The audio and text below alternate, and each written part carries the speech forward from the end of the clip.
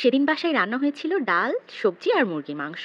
আমাদের দুপুরের খাওয়া প্রায় শেষের দিকে, তখন হঠাৎ করেই কলিং বেল বেজে উঠল। আমি দরজা খুলতেই দেখি 10 থেকে 12 জন মতো মেহমান এসেছে। এদিকে দুপুরের খাওয়া দাওয়ার পরে মাংস প্রায় শেষ হয়ে এসেছিল, আর বাসায় তেমন কোনো বাজারও ছিল না। আম্মু ফ্রিজে এক কোণা থেকে এক পুটলা মাছের টুকরা বের করলো, যার মধ্যে ছিল 4 টুকরা মাছ। ভাগ্যিস মাছগুলো একটু বড় বড় সাইজের ছিল, আর আমার আম্মু মাছগুলোকে এভাবে টুকরা টুকরা করে কেটে নিয়েছিল। আজকে হঠাৎ করে আম্মুর সেই রান্নার কথা খুব মনে পড়ছিল, তাই ভাবলাম সেভাবেই আজকে রান্না করি। তা আমি 4 টুকরা মাছকে এভাবে পিস পিস করে কেটে নিয়েছি। আর মাছটা যেহেতু বড় সাইজের ছিল, তাই টুকরা করে নেওয়ার পরেও কিন্তু সাইজটা বেশ বড়ই আছে।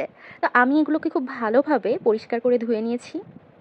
এ পর্যায়ে এর মধ্যে আমি দিয়ে দিব স্বাদমতো লবণ। আমি এখানে খুব বেশি পরিমাণ লবণ ইউজ করব না, জাস্ট সামান্য পরিমাণ লবণ ইউজ করেছি। দিয়ে দিচ্ছি মরিচের গুঁড়া। এবারে দিয়ে দিব হলুদের গুঁড়া। তো সবগুলো উপকরণ দিয়ে দেওয়ার পরে এগুলোকে আমি খুব ভালোভাবে হাতের সাহায্যে মেখে নিব। অন্যদিকে আমি একটি ফ্রাই প্যান নিয়ে নিয়েছি, আর এর মধ্যে আমি পরিমাণ মতো তেল দিয়ে দিচ্ছি। মাছ ভাজার ক্ষেত্রে অবশ্যই প্যানটা তেল সহ খুব ভালোভাবে গরম হতে হবে। যখন তেলটা একদমই গরম হয়ে যাবে তখন আপনি মাছগুলো এক এক করে দিয়ে দিবেন। তা আমি এখানে মাছগুলোকে এক এক করে এর মধ্যে দিয়ে দিচ্ছি। মাছ দেওয়ার ক্ষেত্রে খুবই সাবধানে দিবেন, যেহেতু তেলটা ছিটে আসতে পারে। এই জন্য যতটা দূরত্ব বজায় রেখে মাছ দিতে পারবেন ততটাই ভালো। আর যারা এক্সপার্ট আপুরা আছেন তাদের তো কোনো সমস্যাই নাই। তো আমার সবগুলো মাছ যেহেতু দিয়ে দেওয়া হয়ে গিয়েছে, আমি কিছু সময় অপেক্ষা করে এবার এটাকে উল্টে দিচ্ছি।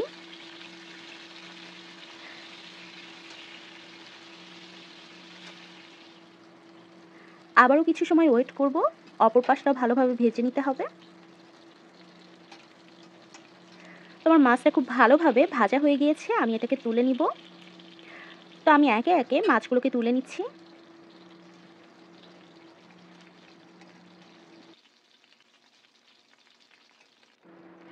আমার সবগুলো মাছ তুলে নেওয়া হয়ে গিয়েছে, আর আমি এখানে একটা বড় সাইজের পেঁয়াজ কুচি করে কেটে নিয়েছি। তা আমি যেই তেলে মাছটাকে ভেজে নিয়েছিলাম ওই তেলেই আমি পেঁয়াজ কুচিগুলোকে দিয়ে দিচ্ছি। আর এবারে কিছু সময়ের জন্য এটাকে আমি ভালোভাবে নেড়ে চেড়ে নিব।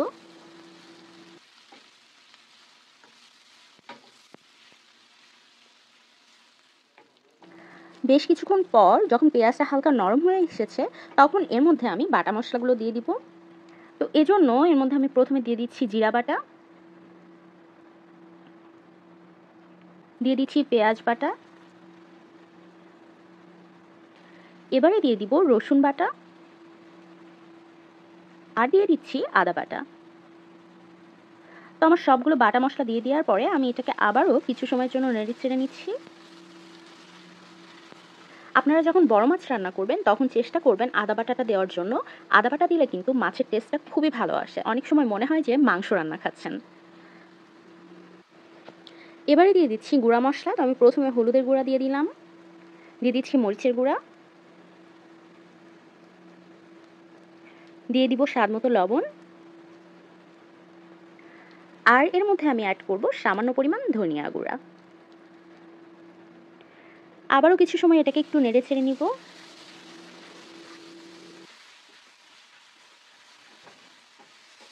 এবারে অ্যাড করব কয়েকটা মরিচের ফালি, আর সামান্য পরিমাণ পানি এর মধ্যে অ্যাড করে আমি মশলাটাকে খুব ভালোভাবে কিছু সময়ের জন্য কষিয়ে নিব। যে কোনো রান্নার ক্ষেত্রে যদি মশলাটা ভালোভাবে কষানো হয় তখন কিন্তু রান্নার টেস্টটা অনেক ভালো আসে। এ পর্যায়ে তেলটা মশলার উপরে চলে এসেছে, তার মানে আমার মশলাটাও পারফেক্টভাবে কষানো হয়ে গিয়েছে। আমি কিছুটা নেড়ে চেড়ে নিচ্ছি। এবারে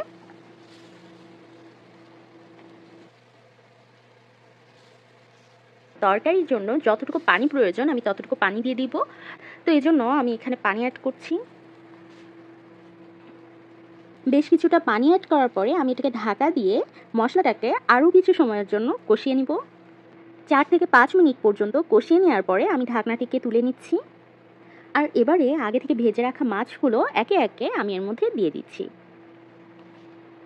আমি মাছটাকে কিন্তু এ পর্যায়ে ঢাকা দিয়ে রান্না করব না, আমি এভাবেই 3 থেকে 4 মিনিটের জন্য এটাকে রান্না করে নিব মিডিয়াম আঁচে। 3 থেকে 4 মিনিট পর আমি একটি কাঁটা চামচ দিয়ে মাছগুলোকে আলতো হাতে উল্টে নিচ্ছি। যেহেতু আমি পিসগুলোকে ছোটো ছোটো করে কেটে নিয়েছি, এ পর্যায়ে কিন্তু মাছগুলো এমনিতেই নরম অবস্থায় আছে, তাই চেষ্টা করবেন আলতো হাতে এই কাজটি করার জন্য। তো আমার সবগুলো মাছ উল্টে নেওয়ার পরে আমি এর মধ্যে দিয়ে দিচ্ছি ধনিয়া পাতা কুচি।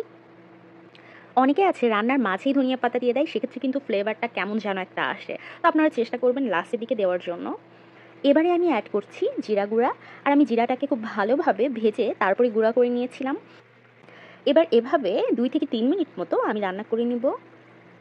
এ পর্যায়ে আমার মাছ রান্নাটা প্রায় কমপ্লিট হয়ে গিয়েছে। আর এটা তো দেখতেই পারলেন, মাত্র 4 পিস মাছের টুকরা দিয়ে কিভাবে আপনারা 16 জন মানুষকে আপ্যায়ন করতে পারবেন। তো আমার কিন্তু এই মাছের রান্নাটা খুবই মজা লেগেছে, কারণ আপনি যখন মাছটাকে ছোট ছোট টুকরা করবেন, পুরা মশলাটা কিন্তু মাছের মধ্যে ঢুকে যায় আর মাছের টেস্টটাও অনেকটাই বেড়ে যায়। তাই বাসায় যখন আপনারা বড় বড় মাছের টুকরা করে রান্না করবেন, তার থেকে মাঝে মাঝে এভাবে একটু রান্না করে দেখবেন, এতে কিন্তু অসাধারণ লাগে। আশা করি আমার আজকে আম্মুর এই শর্টকাট রেসিপিটি আপনাদের কাছে ভালো লেগেছে। ভালো লাগলে অবশ্যই ভিডিওটিতে একটি লাইক দিবেন, আর অবশ্যই কিন্তু আমার পেজটিকে লাইক ও ফলো করে পাশে থাকবেন। সবাই অনেক অনেক ভালো থাকবেন, সুস্থ থাকবেন। আবারও আসবো অন্য কোনো দিন নতুন কোনো ভিডিওর সাথে। বিদায় নিচ্ছি। আল্লাহ হাফেজ।